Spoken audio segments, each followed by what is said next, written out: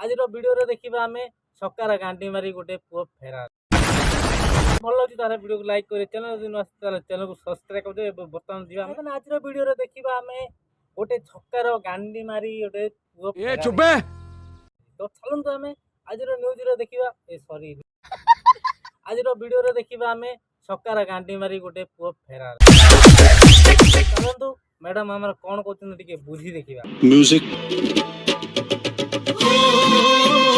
गत 4 वर्ष 2019 रु धरी बड़ पुओ शिवशंकर अग्रवाल को भल पाई आसुथिली। लेकिन सुन के अच्छा लगा। किछि दिन गला पर मते शारीरिक संपर्क पाई बाध्य करिथिबारु मो कहली बिना विवाह रे शारीरिक संपर्क रखि परिबि नाही बोली कहिथिबारु महुलपाटना घाटी स्थित वन दुर्गा मंदिर रे मते विवाह करी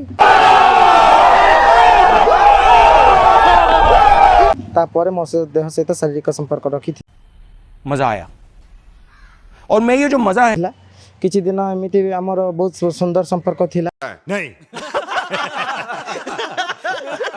जर मो बहुत भल पाए मुझे ए चुपे कल्पना बाहर मोर भल पाइबार ता बिना केमते रहिबि जेता बहुत बुरा लगता है।